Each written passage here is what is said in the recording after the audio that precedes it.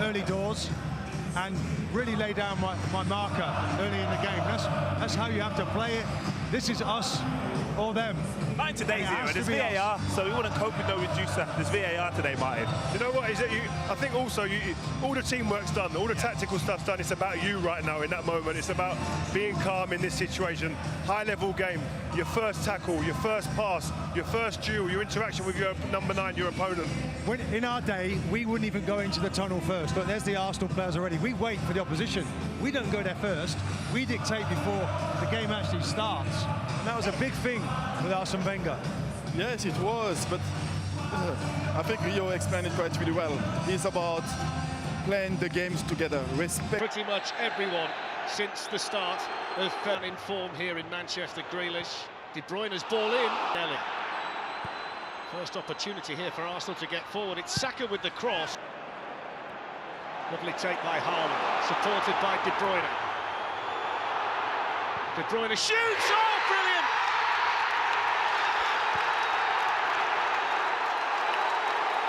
How about that for lighting the touch paper then?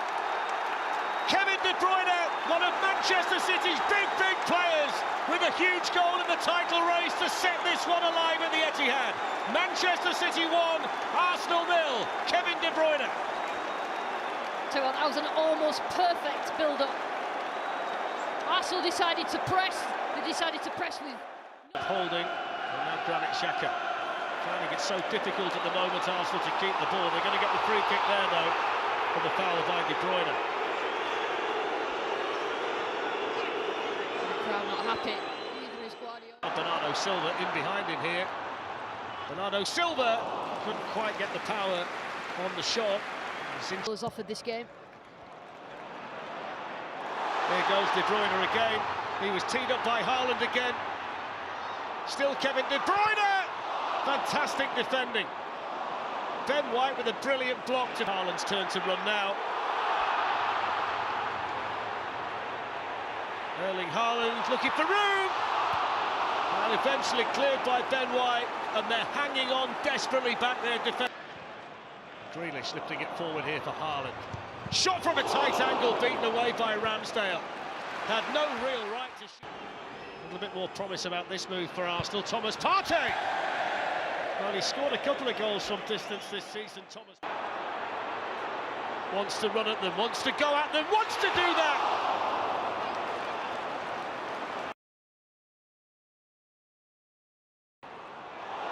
Still going, Gundogan! Good save, Ramsdale, and again needed the clearance with the feet to deny Haaland. De Bruyne with the free kick, it's a free header, and it's 2-0. But the offside flag will deny John Stones the goal. A little bit eager, but what a header this is. Well, he's being told, Michael Oliver, to award the goal, cue the celebrations. And on the stroke of half-time, Manchester City make it 2-0. John Stones scores his 3rd goal of the season. Brilliant ball in by Kevin De Bruyne. Perfectly placed header for them, and they were outstanding in the first half. Looking for a quick start here. Now Zinchenko. Xhaka can whip one in. Strength from Haaland. Now he's off. Scored for them, so West Ham 1, Liverpool 2 into the second half in that one. Here's Haaland. De Bruyne! 3-0!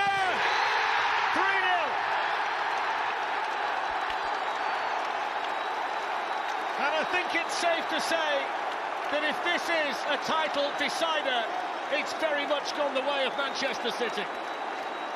Well, Arsenal have not coped whatsoever with Haaland and De Bruyne and their combination play in that central area.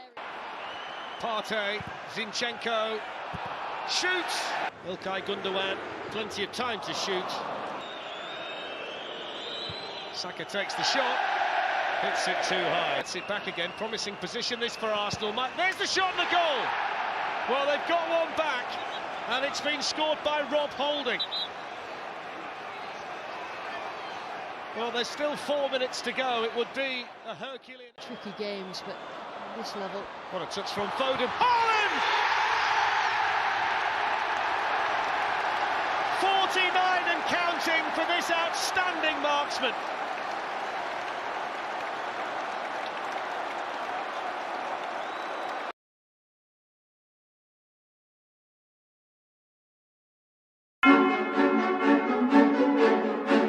Romelu Lukaku was once one of the most promising young footballers in Europe. He was a prolific goalscorer in his teenage years, with scouts from top clubs across the continent keeping a close eye on his progress. His physicality, strength, and finishing ability were all hallmarks of his game, and he seemed destined for greatness.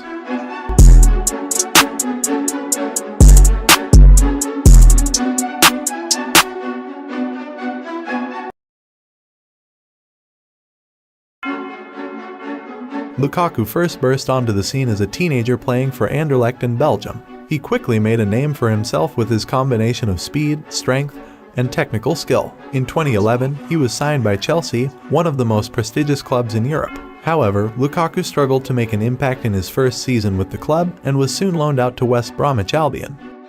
It was at West Brom that Lukaku really began to show his potential. He scored 17 goals in 35 appearances during his season-long loan, and was named the club's Player of the Year. The following season, he was loaned out again, this time to Everton. He continued to impress, scoring 15 goals in 31 appearances in his first season. He scoring 87 goals in 166 appearances for Everton and becoming their all-time top scorer in the Premier League. Dinks it in. Lukaku!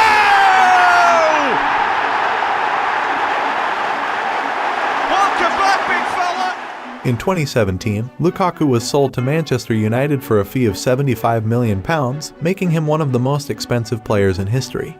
At United, Lukaku started well, scoring 27 goals in his debut season. However, things soon began to unravel for the Belgian striker. He struggled to adapt to United's style of play under Jose Mourinho, often being isolated up front and lacking service from his teammates. Lukaku's form suffered as a result, and he was eventually dropped from the starting lineup. After 2 seasons at United, Lukaku was sold to Italian giants Inter Milan.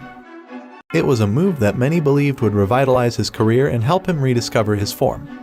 And at first, it seemed like he was on the right track. He scored 34 goals in his debut season for Inter, helping them win the Serie A title for the first time in over a decade. However, the 2021-22 season has been a different story for Lukaku. He has struggled with injuries and inconsistency, managing just 14 goals and 32 appearances for Inter. His performances have been criticized by fans, with some suggesting that he has lost his hunger and desire on the pitch. In the summer of 2021, Lukaku moved to Chelsea for €115 million deal and become one of the most expensive signing in Chelsea history. But things didn't go well for Lukaku. In 44 appearances for the Blues during the 2021-22 season, the Belgian netted just 15 goals. With Thomas Tuchel not able to incorporate Lukaku into his system, he was loaned out to Inter last summer. Romelu Lukaku is probably one of footballers who had the worst performance in the World Cup. In only 45 minutes after the break, the Belgian missed 4 incredible opportunities, and it costed Belgium their ticket to the round of 16. All what Belgium needed was 1 goal to secure a victory and advance out of the group, and Lukaku could not provide it, despite plenty of golden opportunities. Force wide, the goalkeeper didn't get it, Lukaku! And Livakovic prevents it. Regardless of the cause, it is clear that Lukaku's recent struggles have been a disappointment for his fans and teammates alike. However, the Belgian striker is still just 29 years old, and he has plenty of time to turn his career around. With the right mindset, training, and support, there is no reason why Lukaku cannot once again become one of the most feared and respected strikers in the world.